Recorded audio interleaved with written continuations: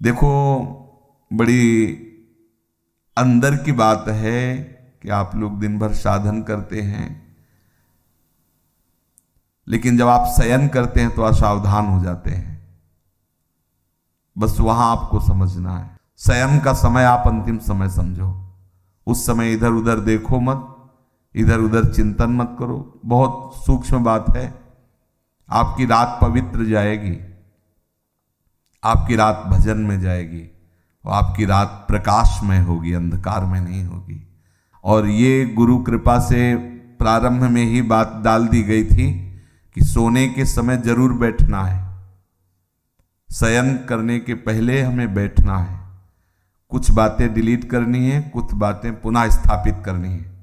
बैठकर हमें अपनी दिनचर्या पर दृष्टि डालनी है। आज गलती क्या हुई, ये प्रारंभ में ही गुरुदेव भगवान संन्यास मार्ग में जिन्होंने हमें नैष्ठिक ब्रह्मचर्य का उपदेश किया था, उन्होंने ये बात डाल दी थी कि आपकी दिनचर्या कैसी हुई, आपको रोज जांचना है। उनमें से जो गलती हुई वो अपने दिमाग में बैठालना है। जो बातें आपके साधन के विरुद्ध है उनको नष्ट करना है। उनका नष्ट करना मतलब उनको स्वीकार ना करना होता है। जो गलती हुई आगे से ना हो, क्यों हुई ऐसा समझो। और ये सब करने के बाद एकदम शांत हो जाओ और भगवदाकार, जैसे कोई मरने पे नहीं होता, सारी वृत्तियां समेट लेता है और बस अब शयन हमारा ठीक होना चाहिए। अपने लोगों से कुछ गलतियां हो रही। देखो, कोई भी सत्संग में बात होती है तो कहीं ना कहीं से तरंग आ रही है, वो हमें जरूरत है उस बात की, तो उसको संभालना चाहिए। अगर आप एकाग्रता पूर्वक सत्संग सुनेंगे तो आपको कभी प्रश्न नहीं करना पड़ेगा। आज अगर प्रश्न उठ रहा हो तो सुनते रहना, 1-2 दिन में उत्तर आ जाएगा आपके पास। वो तरंग आएगी, वो आपसे वही प्रसंग हटके आ जाएगा, एकदम प्रसंग से हटकर वो बात आ जाएगी।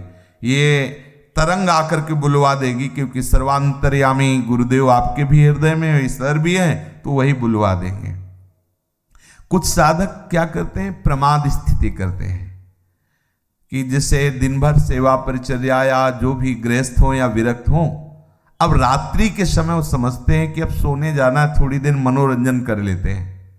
तो मोबाइल है, टीवी है या मानसिक है, वो इधर उधर मन को, और फिर शयन करते हैं। उनकी रात पूरी अंधकारमय काल रात्रि हो जाती है, साधन को नष्ट करने वाली बन जाती है और अशांति।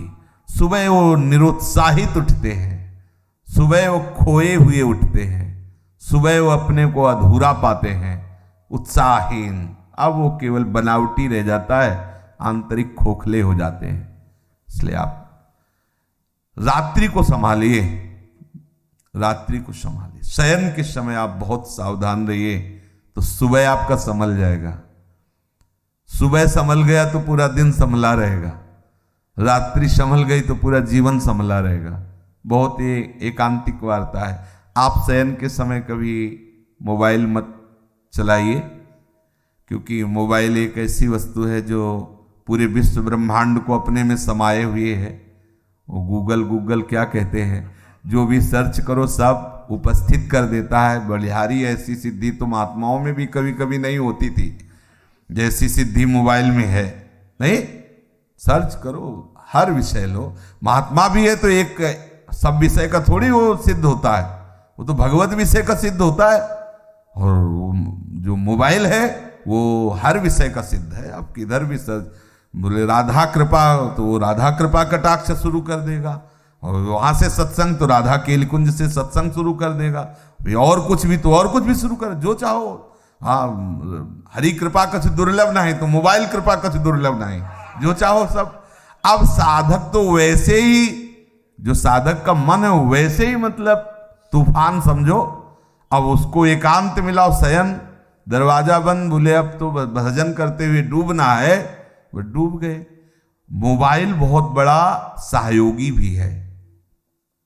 जैसे हम गुरुजनों के वचन उसमें रखे हुए हैं, सत्संग, तो आप अगर मान लो बहिर्मुख हो रहे हैं उस समय, अब कुछ सत्संग अपने रखे जाते हैं कि ये सत्संग हमारे लिए औषधि है। जैसे खांसी की अलग दवा, बुखार की अलग दवा होती ना, ऐसे ही अपने लोगों को भी अपनी डायरी में, जैसे ना कि जब साधक को काम सताए तो कौन से सूत्र चाहिए, वो अपने तय कर लेते हैं कि ये बात इसको नष्ट करने। जब साधक को क्रोध सताए तो कौन कौन से सूत्र, जब हमारे अंदर ऐसी, तो वो सब, तो वो चीजें एक अलग होती हैं। तो मोबाइल मानो एक नई डायरी, उसमें आप अपना चयन कर सकते हैं कि 4 सत्संग शरणागति के हैं, 4 सत्संग ये वैराग्य के हैं, 4 सत्संग ये अनुराग के हैं। जब हमारा मन जहां विचलित हुआ तो ये हम सुन सकते हैं।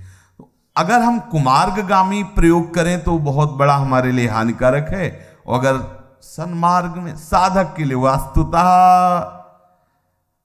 नहीं जरूरत है। अगर सही पूछो तो भगवत कृपा से नहीं जरूरत है।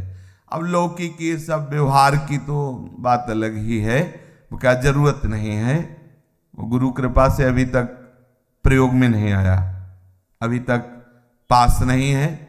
अभी लोग अपना रखते हैं तो ये लोगों के लिए ही रखते हैं, अपना करो, जो उनसे बात करो।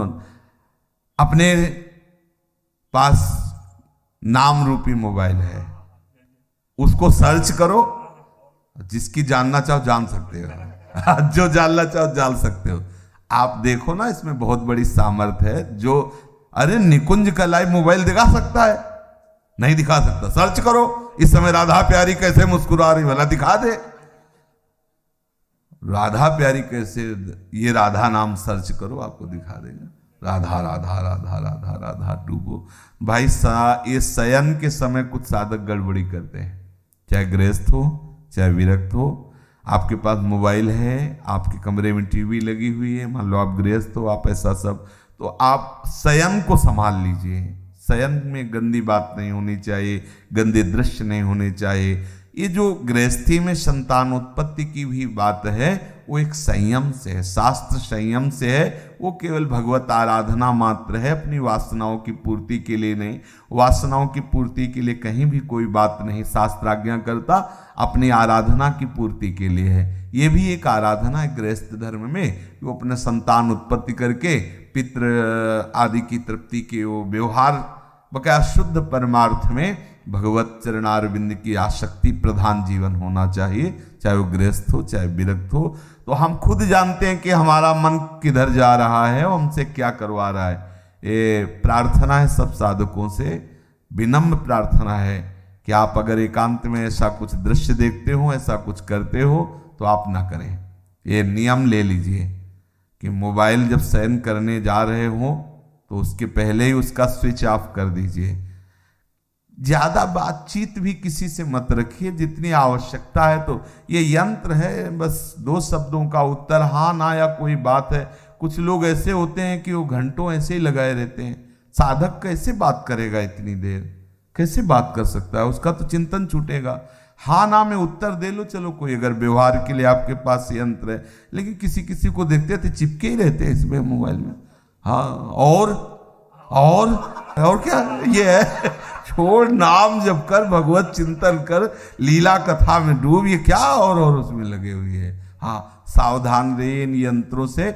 जितना हमें आवश्यक हो, वैसे बिल्कुल आवश्यक नहीं है, लेकिन आवश्यक हो, आप दूर देश में रहते हैं, दूर रहते हैं, भगवत कथा आदि के लिए नाम न छूटे।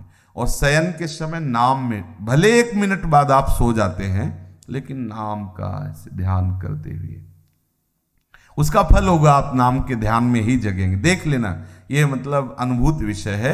अगर नाम में आप डूबते हुए शयन कर रहे तो आप जागेंगे नाम। और नाम में जो डूब कर शयन करता है वो लीला में जाता है, वो भी निद्रा में नहीं जाता। पक्का समझना। कभी कभी ऐसा होता है कि भगवान जगना नहीं हो तो अच्छा है, ये आंखें ही न खुले, जहाँ है वहीं लगे रहें तो बहुत अच्छा है। बड़े सुंदर सुंदर भगवान की कृपा का अनुभव होता है शयन में भी। जागृत स्वप्न सुसुप्ति स्फुरत में राधा पदाब्ज छटा, चूको मत, बहुत बढ़िया अवसर है।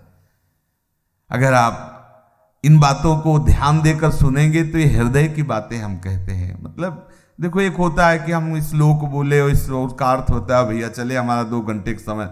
हमारा केवल यही उद्देश्य है, आप सुलझ जाओ, हम आप सुलझ करके अपने प्रभु के मार्ग में सच्चाई से चलें, सच्चाई से प्रभु को पुकारें और ये जीवन लाडली लाल के चरणों में अर्पित हो जाए। इतने ही उद्देश्य। अपने लोग ना विद्वान है और ना अपनी कोई दिनचर्या में वो है कि भाई प्रवचन करना है।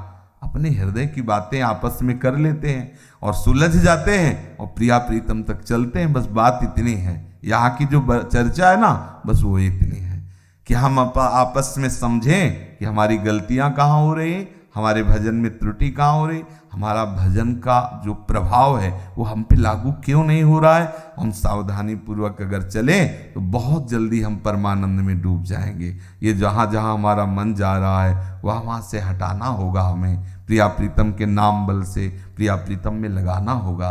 और एक दिन ऐसा आएगा कि लग जाएगा, और जब लग जाएगा तो हटेगा नहीं। श्री राधा वल्लभ लाल की।